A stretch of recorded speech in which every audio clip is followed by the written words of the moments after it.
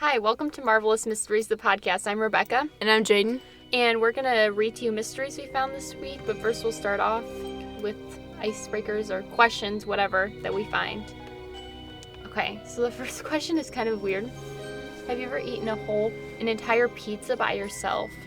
And if you have, what are the circumstances? Like when and where?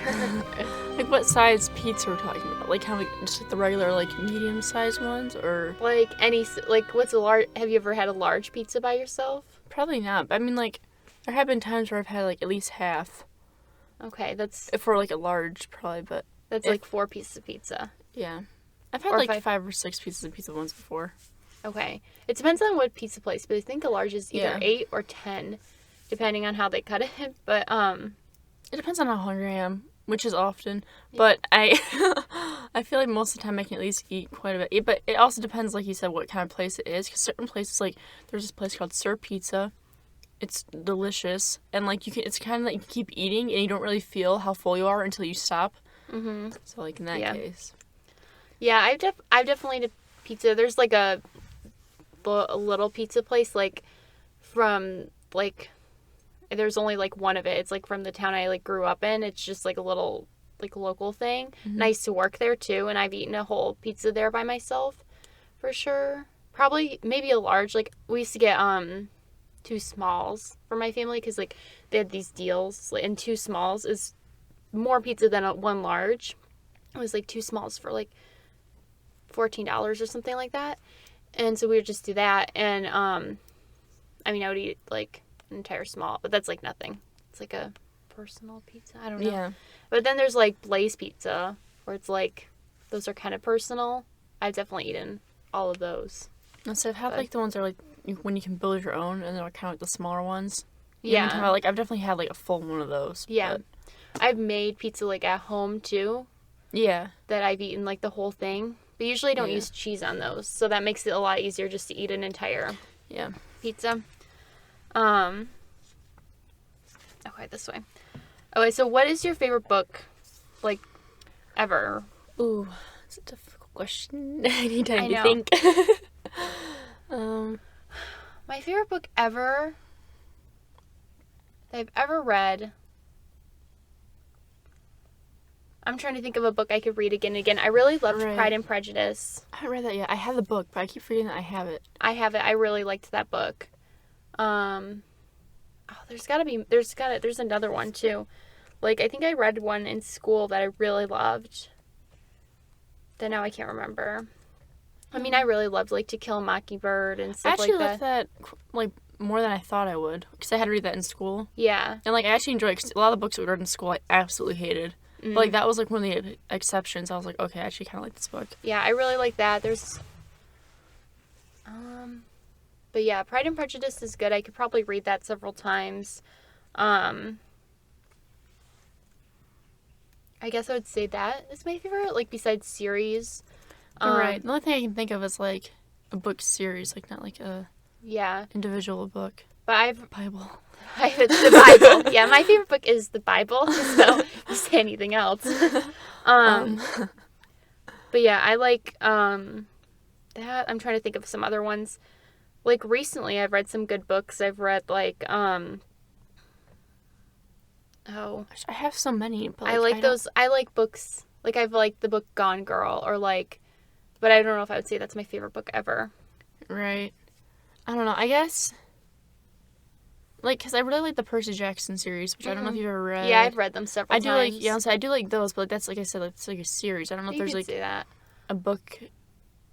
There's probably, one of those books out of, all that are in that series that I like more than the other. Mm-hmm. But I don't know which one it would be, really. Yeah. I obviously love Harry Potter.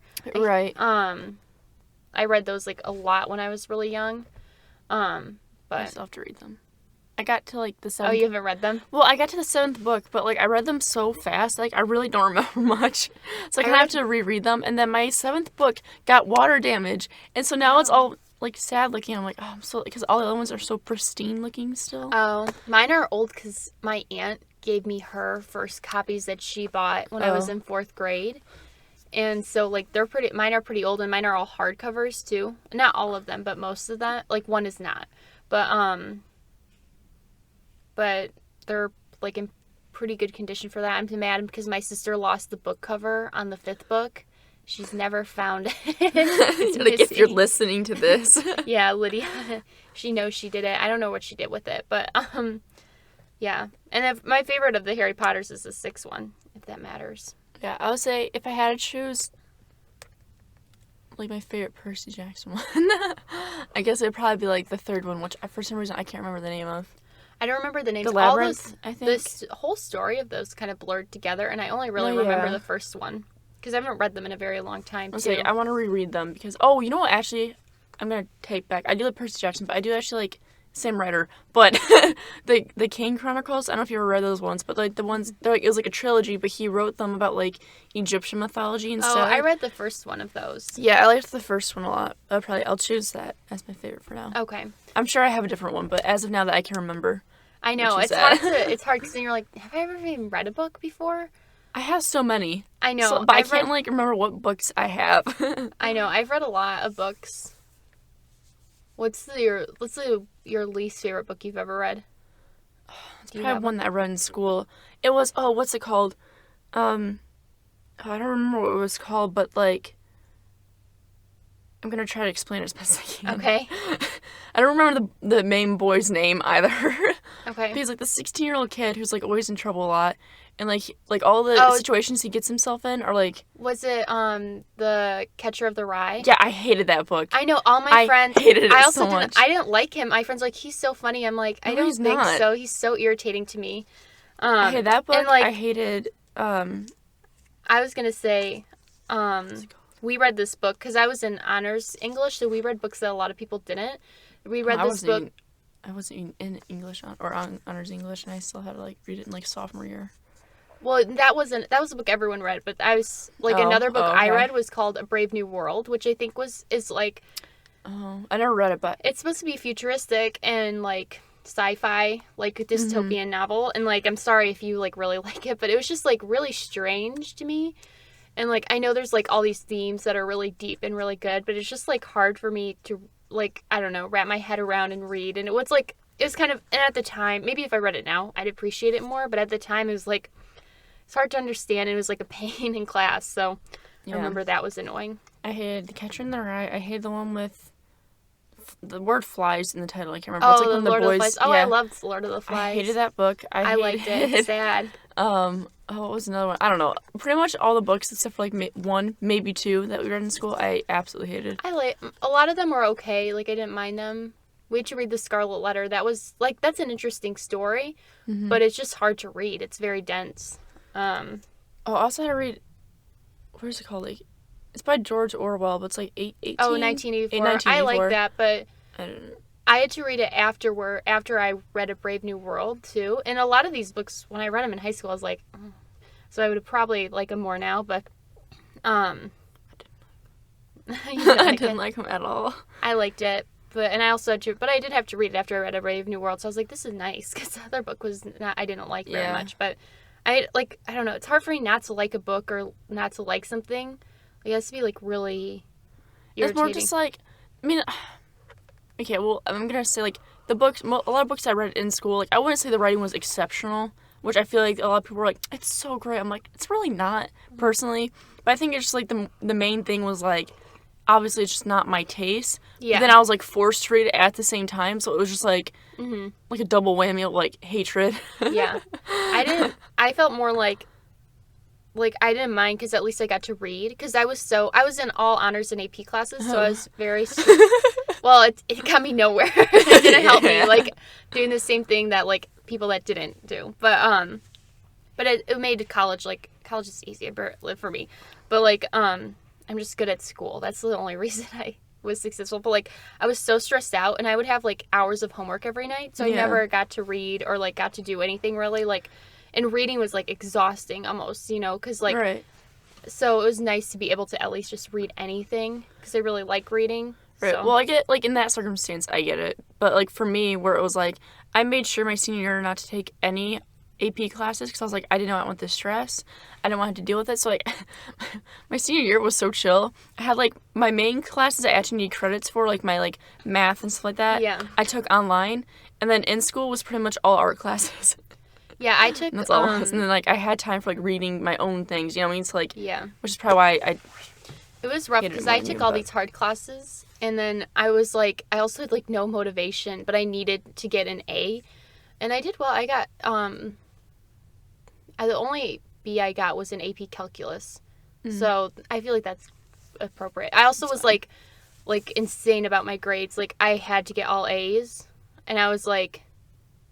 I, like, cried an entire weekend because I got an A- in honors geometry my freshman year. I cried the whole weekend, and my mom was like, you know, I got, like, a C in geometry. Like, it's okay. And I was like, I'm a failure, too. Oh, my gosh. So. Yeah, I did not have the, I'm sorry that you went through that, but I did not have the same mentality. I don't know. I got all the grades, A through E before, like, and then, like, as I got, like, older, so, like, freshman year was, like, my worst grades. Sophomore year was a bit better. Junior year, I had, like, A's and B's. And my senior year, I had, like, all A's. Mm-hmm. But also, I did have, like, 6 art classes, so that's probably why it was a lot easier to maintain grades. I don't know. My sister and I both have that, like, we need to get A's, like, mentality. Right. Which, like, I understand, but, like, I don't think there's... I don't know why, because my parents didn't necessarily, like, enforce that on us. Like, my dad will, like, joke with us, like... He'll, like, give us, like, kind of, like, give us crap about not getting an A, but it's only because, like, he knows that's what we want, and, like, because, like, both my parents weren't like that in high school or college. Like, my dad was, like, he's, like, in college, he's, like, all I wanted was, like, a 3-point, that was good for me, and, like, now, like, if I got a 3-point in a class, I definitely would cry. But, I don't know where we got that from. I'm sure she got it from me, but I don't know where I got that from. Yeah. Because they weren't they were, like, just do well, and I think they were, like, encourage us to do well. But, like, I also, like, forget that, like, a B is a good grade, and C is, like, an average grade. Like, whenever I got a C when I was younger, I was like, oh, thank God. I was like, yes. that would be my worst nightmare. Yeah, I know. Sorry. Once I started... No offense. No, you're good. Because, like, once I started getting, like, junior, senior year, when I started getting, like, more... Like, I mean, like, I did get some, like, A's and B's my sophomore year, but I think I still had, like, a C in one class or something like that, and that was probably science, because, like, science is my absolute worst subject. Like, I just don't understand it. But, actually, no, I think I got a B. Go me. Anyways. But, yeah, it's, like, it was one of those things where it's, like, I didn't worry about it, but, like, once I started getting A's, like... I mean, I would still try, right, obviously. So I was like, it does look nice when you have one letter. But at the same time, I was like, if I get, like, a B in a class, like, I'm not going to, like, freak out. Like, there's no need for me to, like, get myself all that stress. But I'm like, I know I'm going to make it through school just fine. You know, like... Yeah. And, I mean, my concern was, like, getting into college and stuff. But, like, the colleges I applied to, like... were not that hard to get into anyways. Like, I didn't try to go to Harvard or anything. Right. Or, like, an Ivy League school or even, like, a more prestigious state school. I tried to go to, like, pretty easy to get into ones. And then I ended up just going to community college anyways because it's so much cheaper. Right. So, okay, anyways. That was long. Okay, so what's your favorite TV series? That's the next one. I have a few. I have, like, so many, but just, like, we could either do, like, just right now or, like, ever. I'll share, like, okay, I really like, I don't know if you've ever seen it on Netflix, it's just called Sherlock. Yeah, I've watched. I like that series a lot. Yeah, I've watched a lot of that. Like, I'd probably like to say, like, that one just for now. I mean, I have, like, many, like, that are more other mysteries, like Psych and Castle and stuff, which I don't know if you've watched any of those, but... I've actually watched a large amount of Psych, and I've just watched a lot of Castle, because you guys have it on a lot. Oh, yeah, because we have all the seasons. Yeah, but, And I have, like, cartoon ones I like, too. My favorite... I do this to myself. My favorite ever is, like, obviously, like, The Office and Parks and Rec that I really like, that are not mystery, that are just fun and, like, nice. Yeah. I like those, too. Current ones I like that are, like, comedy. I really like, what's it called? Brooklyn Nine-Nine is really funny. And I haven't seen that one that much. It's really, you should watch it. It's on Hulu. It's it's like The Office vibes. Right. Like, I saw, like, my brother-in-law watching it once, but I never, like... It's really funny. And it's, like, it's lighthearted. It's not that bad. It's, like, the same as The Office. I like Schitt's Creek a lot. That's really funny. That's over, though, so I don't know if you could say right now. My favorite, like, mystery shows are, like, obviously Criminal Minds, which I love. there's this, it's newer, and I don't know if they're going to make a third season. It's called Mindhunter, which you will not like, because it's, Okay. it's basically about the guys that came up with, like, serial killer profiling. Oh, yeah. But, I like more lighthearted mystery things. But it's so good. Like, they have, like Ed Kemper, who's a serial killer, he made all these tapes. The real guys that did it, they have all these recordings of him, and the guy that plays him is really good. He's so creepy. He has those dead eyes, and he, like, just repeats, basically, the tapes. It's, like, so creepy, but so good. And then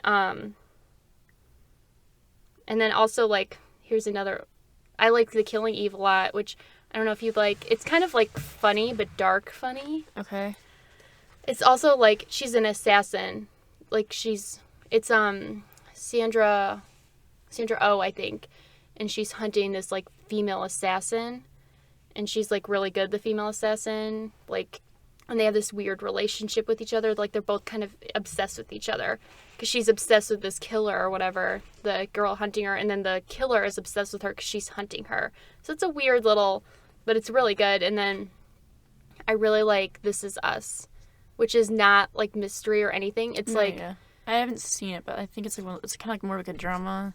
It's kind of thing, a drama. right? It's just about a family, and it's just really, like, it's, like, makes me, like, very happy all the time, because it's, like, sweet and lighthearted.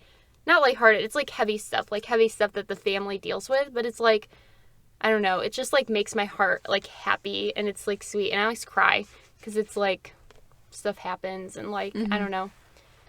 I just like it. And this is a long, like, intro, but It's fine. I like a lot of TV shows. I like TV shows more than movies almost sometimes. Yeah, no, because it's Nice to keep watching, and, like, I don't know. For some reason, a movie seems like a big time commitment, even though, like, I'll watch several hours of a show. Let's say I also like. It's called Troll Hunters. It's a cartoon. Okay. And they have, like, other series that go along with it, and they're coming out with, like, they have, like, 2 other separate series that go along with it. They're, like, about, like all of it happens in the same town, but they're, like, each series is, like, about a different character, though. Okay. If that makes sense. Yeah, that's kind of like, But, like, that's how This Is Us is a little bit. Different vibes. Different vibes. And then they're coming out with a movie, I think, this year, where it's, like all, like, they kind of combine all 3 of those shows, like, all the characters in one to, like, fight. I haven't really looked into it. But I would say I like that show, too. I don't know how many people actually do. I really like... Expose myself. I like shows that really dive into the backstories of characters, because that's one of the most interesting things is, like, someone's life to me, which is why I like This Is Us so much, is, like, and it's probably why I like mysteries and killers, because it's a deep explanation of, like, someone's life. Mm-hmm. But, like, it's just, like, they're, like, it's like they're boring, not necessarily boring. Their lives are pretty eventful for, like, a person, but, like, it's just about their life and, like, why they are the way they are today. So they do, like pictures of, or not pictures, like, clips, I guess, like, flashbacks to when they were kids, and then flashbacks to now, and, like, a few years ago, and then they have, like, some future things of what's going to happen. It's just good. I like it. But that's all. Sorry. Never. This was quite a long thing. So I got started on grades. I'm, like, kind of passionate, like, if I have kids, like, I would encourage them to take honors classes and stuff so they're not bored. But I also encourage them not to be, like, how I was, because I missed out on a lot. I was too hard on myself, and I still have, like, lasting, like, problems because of this. Mm-hmm. And, like, it just doesn't matter in the end, unless you want to go to a really prestigious school for, like, whatever reason.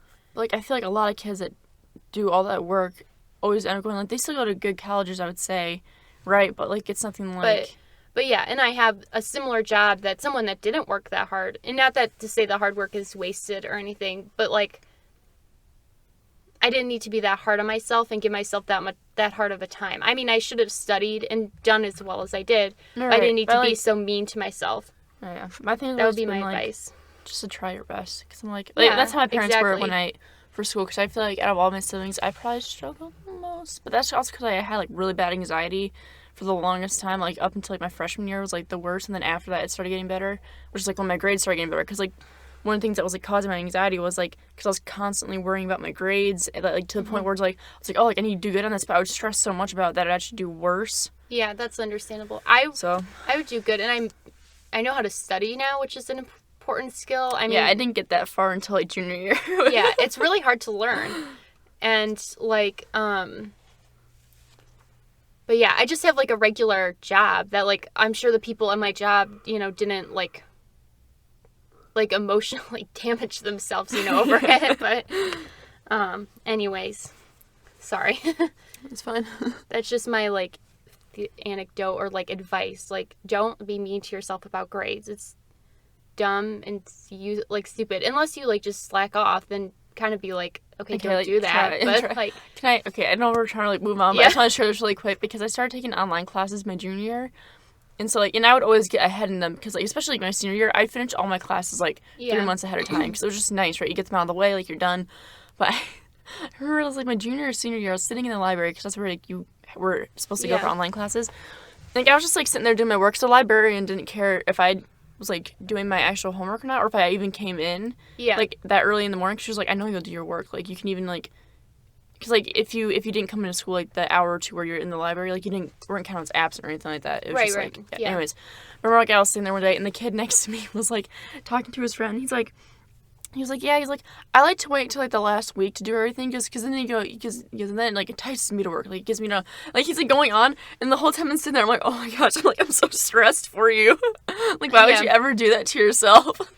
Yeah, I mean, I do that to myself. I did that with this... story today, my like mystery. I did it the last minute, but these do not like. But like his was like, you know, like an 4 months class, of work, like a whole semester. I'm like, why? I know. Okay, I think it's your turn to go first. I think I did last time, so go ahead.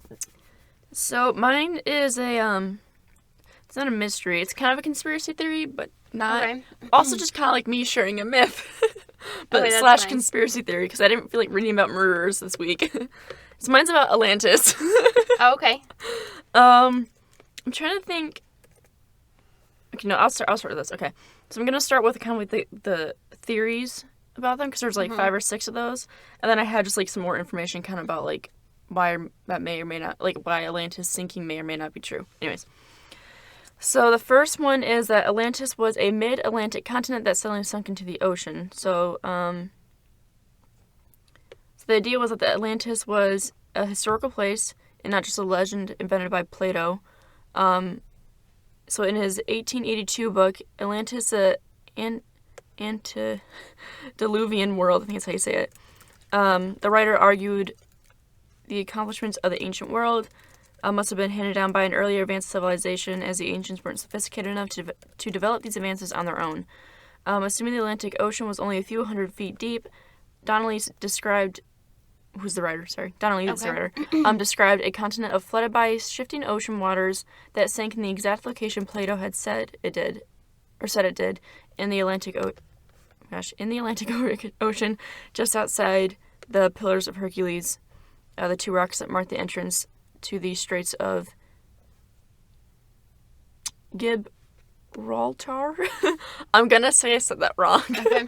But and then long after modern oceanography and greater understanding of plate tectonics poked holes in his shifting waters thesis, and some still decided to cling to Donnelly's theory, but mostly due to its adherence to Plato's placement of Atlantis in the mid-Atlantic. So that was the first one, just kind of basically it was saying like it may not be... Sorry, I don't remember this one that well. Even though I just looked at it last night, like this first one was like, I don't know. But basically it's just saying kind of like how like a continent could have flooded, right? Or like flooded enough to be underwater. Yeah. And so that, and then like the whole plate tectonics thing, which is shifting, right? Like plate tectonics is like the plates that shift under each other and stuff like that, right? I don't know. I don't remember. Yeah, I don't know. Like, I know some things about science, but like I did not remember geography or physics, whatever that is. That is not my field. Yeah. Anyways, so that was the first theory, is that just kind of more, what's the word I'm looking for? Like geography, I guess, effects. Yeah, okay. Anyways, so the second one was that Atlantis was swallowed up by the Bermuda Triangle. Okay. Can't zoom in, my goodness. Okay, one of the writers that inspired, or that like who was inspired by Donnelly, one of those writers was Charles Berlitz, who was actually the grandson of the founder of the well-known language schools and author of many books on paranormal phenomena. In the 1970s, Berlitz claimed Atlantis was a real continent located off the Bahamas that had fallen victim to the notorious Bermuda Triangle, a region of the Atlantic where a number of ships had supposedly disappeared under mysterious circumstances. Supporters to this theory point to the discovery of what looked like man-made walls and streets found off the coast of Bimini. Although scientists have evaluated these structures and found them to be natural beach rock formations. Which I always feel like I have to kind of summarize what I just read. Basically, they're just saying that the streets and everything that they found were is probably not from Atlantis, but I do that about when I explain things in real life. I don't know if you've ever... I feel like when I talk, it comes up more confusing, even if I'm reading something off. Yeah. So then I'm always like, okay, I gotta summarize. I do that too, and it I think it drives Isaac a little crazy because I just repeat the same thing because at first I'm thinking about it and saying it, and then I understand what I said, and then I have to summarize it. Yeah. So number 3 is Atlantis was Antarctica. So, and this theory is based on the work of Charles Hapgood, whose 1958 book Earth's Shifting Crust featured a foreword by Albert Einstein. According to him, around 12,000 years ago, the Earth's crust shifted, displacing the continent that became Antarctica from a location much further north than it is today. This more temperate continent was home to advanced civilization, but the sudden shift to its current frigid location doomed the civilization's inhabitants, the Atlanteans, and their magnificent city was buried under layers of ice. Mm-hmm. And Hapgood's theory surfaced before the scientific world gained a full understanding of plate tectonics, which largely relegated his shifting crust idea to the fringes of Atlantean beliefs. I guess, I realized after I'm reading all these, because I kind of glanced them over, because I did this kind of last minute, but all these here's the theory, it's wrong. It's wrong. Yeah. That's okay. So number 4 is the story of Atlantis was a mythical retelling of the Black Sea flood. So this theory presumes Atlantis itself was fictional, but the story of its demise was inspired by an actual historical event, the breaching of the Bosporus by the Mediterranean Sea and its subsequent flooding of the Black Sea around 56 BC. At the time, the Black Sea was a freshwater lake, half its current size. The flooding... flooded civilization... Oh my gosh. Flooded civilizations known to flourish along its shores, with hundreds of feet of seawater in a short period of time. As inhabitants of the region scattered, they spread tales of the deluge and may have led thousands of years later to Plato's account of Atlantis.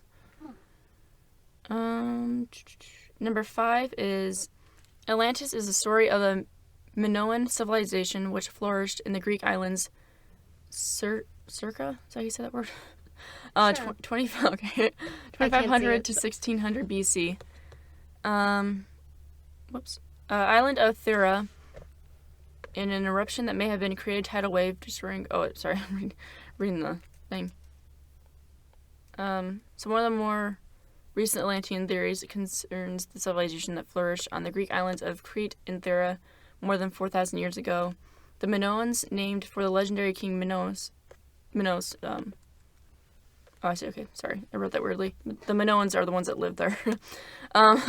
Believed to be Europe's first great civilization, the Minoans built splendid palaces, constructed paved roads, and were the first Europeans to use a written language.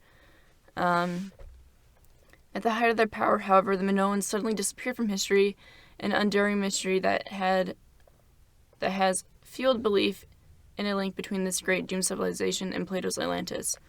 Historians believe around 1600 BC a massive earthquake shook the volcanic island of Thera, triggering an eruption that spewed 10 million tons of rock, ash, and gas into the atmosphere. Tsunamis that followed the eruption were large enough to wipe out Minoan cities throughout the region, a devastation that may have made the Minoans vulnerable to invaders from Greek mainland. So number 6 is Atlantis didn't exist at all. Plato invented it, which is probably true. Okay. It'd be cool if it was real, but it's probably true. Anyways, most historians and scientists throughout their history have come to the conclusion that Plato's account of the lost kingdom of Atlantis was fictional. According to this argument, the Greek philosopher invented Atlantis as his version of an ideal civilization and intended the stories of its demise to be a cautionary tale of the gods punishing human hubris. No written records of Atlantis exist outside of Plato's dialogues, including any of the numerous other texts that survive from ancient Greece. Furthermore, despite modern advances in oceanography and ocean floor mapping, no trace of such sunken civilization has ever been found. It probably doesn't exist. Be cool if it did. Yeah. Same.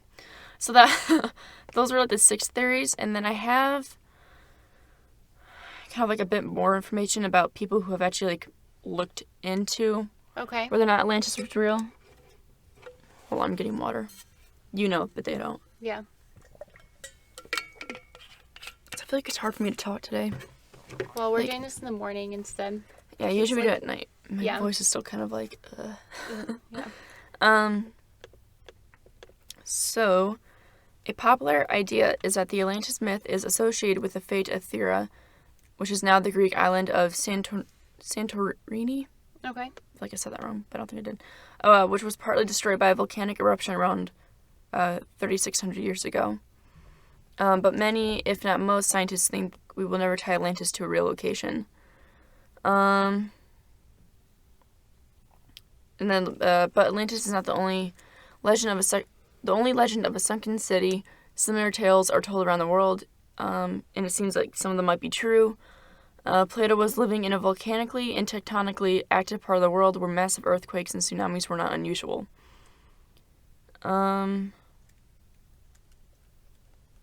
So, let me find who this man is.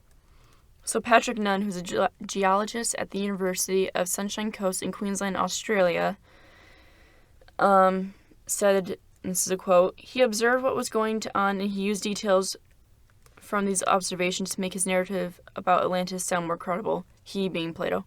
Okay. But I think there's no way that we could consider Atlantis as a particular place. Despite Nunn's skepticism about this ill-fated kingdom, he is one of a growing band of geologists who have begun to take an interest in similar myths in the belief that some really can shed light on the ancient geological events. Sorry, I'm skipping over some information because it's not important. But, so Nunn actually heard of the story of another lost island, Nimanu, in the Solomon Islands of the South Pacific, and he was intrigued. He said it was high land. It wasn't a low atoll or reef island just made of sand that could be easily washed away. It was a substantial island that disappeared. Oh, sorry, I have a hair on my hand. And so they're talking about how like waves can't wash away islands, right? Okay. And like most of these islands that were high and volcanic. So I think this is... Yeah, okay, sorry. Double checking. So the island of Nimanu, however I said that before. There was like the story about it was a husband, his wife went to live with another man on the island of Nimanu, and it enraged him, and he like made had a curse made, like a wave curse, there it is, to seek his revenge and travel to the island. So like the waves would kind of like crash and destroy the island, right? Mm-hmm. So Nunn interprets the waves in the story as a description of a tsunami train. Many tsunamis consist of a series of waves, but of course waves wash away islands, particularly islands that are high and volcanic, Nunn says. So they're thinking that maybe it was actually a seafloor earthquake that geologists believe took the island, which had always teetered on the edge of a steep undersea slope. Once the tremor shook the foundation, a large landslide carried Tio Namanu underwater, which likely generated tsunami train in the process. And so Nunn says, well, first, so for the people that survived and lived to tell a tale, the waves in the island destruction are linked. So he says that, Nunn says, so you actually get the island subsiding or sinking abruptly at the same time as the waves are generated. For an uninformed observer, of course, it's logical to connect the two in thinking that, like, the waves destroyed the island, not like an earthquake at the same time. So this is kind of like the last bit that I highlighted was important. It's like another kind of, there was, by the way, what I just read, there's like more on it. I just don't want to go too much into it because, like I said, it's probably not real. The Atlantis exists. So kind of like another theory, I guess we could call it, is that huge masses of ice started to melt and pour waters into the ocean. And Nunn says that if the sea level is rising and you have these kinds of extreme waves superimposed on a rising sea level, then clearly one day those waves are going to have an effect that they wouldn't have if the sea level wasn't rising. And like, so like they thinking that people must have been aware that every year the sea was on the rise, but as temperatures rose, huge masses of ice started to melt and pour waters into the world's oceans during the next 13,000 years. Or during the next 13,000 years, sea levels gradually rose to reach their current levels. So they're just saying, like, also that could be a contributing factor. Okay. That's why, like, an island could, like, just disappear. It's because, like, the sea levels are rising or anything like that. Okay. That's kind of it. Like I said, it wasn't that long. I wish it was real. It could be. We don't know. Yeah. Also, can I just say really quick, because I read something about the Bermuda Triangle in this. I feel like the Bermuda Triangle was much more important in school at one point. Did you guys ever talk about that type of stuff? No. I feel like it was always mentioned a lot when I was younger. And they made it sound like as if I was going to go in the ocean, then I would get swallowed up by the Bermuda Triangle. I never learned about it in school, I don't think. I think I more so saw about it on TV. And, like, or, like, on special, like, different little, like, TV specials or something, or, like, a movie, whatever. I don't think I ever actually learned about it in school. Maybe, like, once, but I guess I don't know where I originally learned. I feel like I just heard about it a lot. Yeah. It's like quicksand. Which you heard about a lot in shows, but it's not really. Not really. Well, I think it exists. Sorry, that's what I meant. Like, I meant, like, it doesn't really happen that much. Yeah. Like, it doesn't happen as much as they made it sound like it did. Yeah. Okay, so mine's kind of a murder, but not really. This is a Smiley Face Killer Theory, so it's kind of a conspiracy theory. Is that the... No. Oh, okay. So... basically, this is a theory that retired New York detective Kevin Gannon and Anthony Duarte, I think that's how you say it, and Dr. Lee Gilbertson, who is a criminal justice professor and gang expert at St. Cloud University, came up with. So basically, they allege that there's a number of young men whose dead bodies have been found in a body of water across several Midwestern American states from the late 1990s to the 2010s. All these deaths are ruled in accidental drowning, but they're saying that they're not, that they were the work of a serial killer. So the term Smiley Face Killer became connected to the alleged murders when it was made public that the bodies, like, where the bodies were discovered, there was a smiley face graffiti nearby, so they think that's, like, the killer's signature. So, it started with the death of Patrick McNeil in 1997. Patrick was a university student who was found floating in the East River in New York City. Police declared his death an undetermined drowning, but Gannon believed that there was a more official ruling. His parents also, like, kind of disagreed, and he vowed to the parents that he would find out the truth about what really happened. So, in the case of McNeil, they found evidence suggesting that he had been, this is all messed up. So basically, McNeil was, like, out drinking, hanging out with friends, and he was, like, then disappeared. And apparently, it says, according to, like, Gannon, they reported finding evidence to suggest that he was killed someplace, then placed in the water. He had intoxication consistent with drugging, and apparently there was a car following him after he left the bar. There was ligature marks on his neck, charring on his head and torso, and the body positioning in the water was inconsistent with drowning. So after Gannon, the original detective, retired, he recruited Durante, I don't know, to help, and they came across a CNN study of suspicious drownings in the Midwest, and then they reached out to Gilbertson. So three guys have referred to the drowning as an epidemic. All these guys that drowned, it's like 40 people, were college-aged white men who disappeared after a night out with friends and were later found dead in local rivers. They believe that they were victims of either domestic terrorist ring called the Smiley Face Killers, or gang, sorry, not ring, because of those graffiti.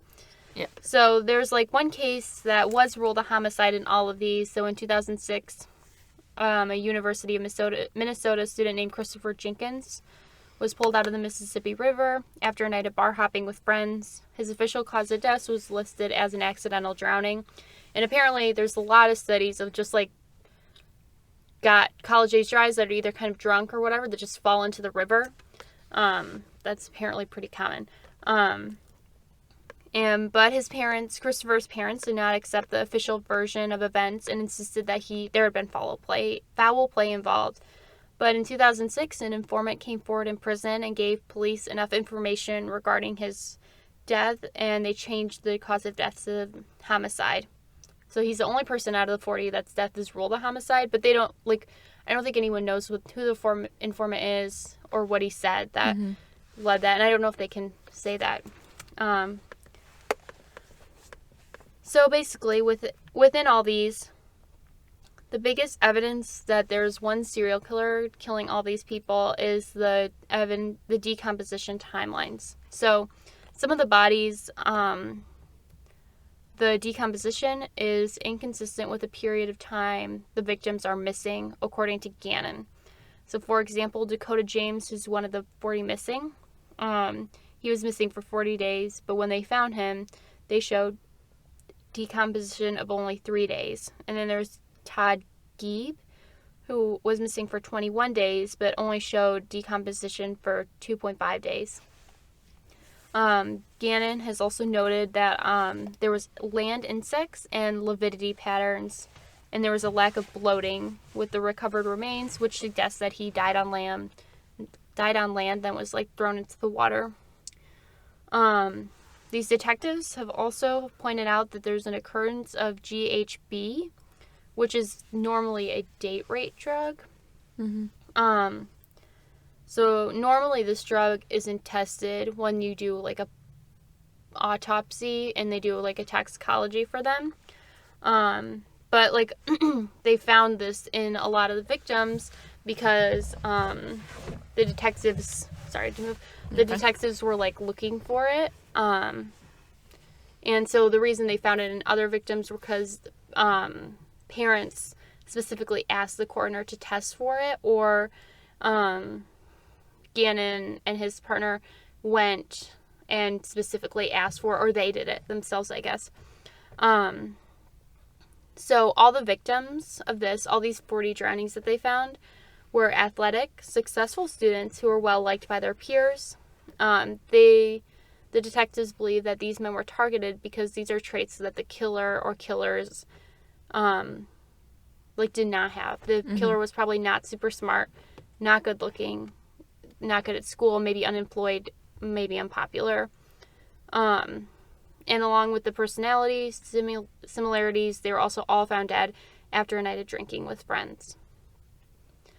So, this theory is it's not, nobody believes it. I guess I didn't know how to say it. A lot of experts have questioned this theory ever since they announced it in 2008. The Center for Homicide Research meticulously countered with an 18-point document that I read. I didn't list all 18 points, but basically there's just a lack of physical evidence that there is a killer. None of the bodies were tortured, strangled. There's no physical trauma consistent with assault. The report also says, like, you can't connect that smiley face to the murder scenes because the smiley face didn't share any, like, anything, really. They're just, like, a smiley face, and smiley faces are the most common graffiti in the U.S. And it can't be known that these men didn't administer the drug themselves. I guess they could have given it to themselves. And also, GHB is naturally produced in the body. During the decomposition process, it can release small traces of it. So, and then some of the other points were like water. People say water washes away all evidence, but it doesn't. Like, there would still be some sort of evidence that there's a killer. And then that's where the study, they just said, like, there's a lot of accidental drownings just due to alcohol consumption, especially with, like, these college age guys. They say most experts say the deaths were accidental drownings due to alcohol consumption, which can create effects similar to GHB.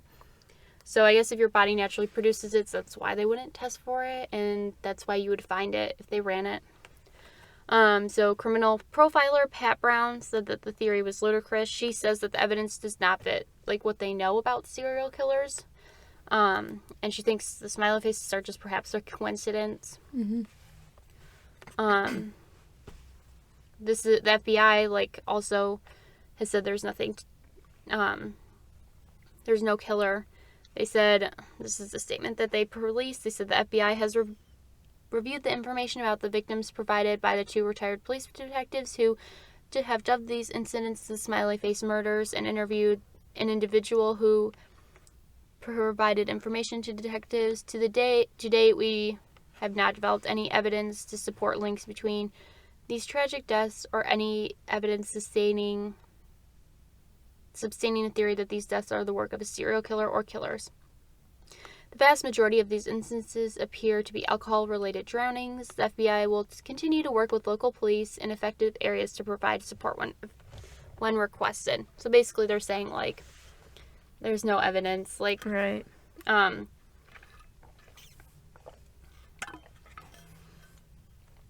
it's just kind of a stretch, all of this.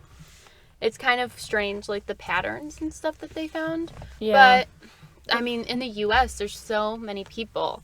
So I'm sure you would find patterns, you know, if you've looked at it. Anything. Okay, so here are the theories. Obviously, the serial killer, which I just explained. The other theory, which is interesting, is that, there's, like, multiple killers. Since some of the drownings, I guess, occurred, like, around the same time, but in different states, some people believe that the killers, like, created multiple, like, little cells throughout the U.S. and follow one core leader or core group. Like, it's some sort of gang or cult. Like, doing the same killings with the smiley face for some reason. There's a gang theory that there is a smiley face gang, and in order to join, prospective members will have to murder someone that the gang chooses. Smiley face gang could be targeting college-age men walking alone after a night of partying because they're vulnerable. And then the next theory is that they're just drownings, which is probably the most likely one, right? Because if we just look at it's easy to find patterns anywhere, I feel like, because we just are naturally designed to look at them. So there are probably a lot of drowning deaths in the U.S., and probably a lot because people were drunk or just fell or whatever, you know? Right. And I'm sure a lot of them are, like, college-age guys, because typically college-age guys drink a lot, you know? Yeah. And party a lot. And I kind of thought, like that family probably had an impact on the first detective, and so he's, like, determined to, like, make it up to them, you know, that this wasn't an accidental death. It was, like, foul play, which maybe to the family that's better, that he didn't just fall in because he was drunk or whatever. Or even, I feel like even if you weren't drunk but you just had been drinking and you're a little bit out of it, like, swimming would be hard, especially a lot of these seem like large bodies of water where you could easily drown. And then the other thing was maybe the drownings are results of foul play, but they're not part of the smiley face killing.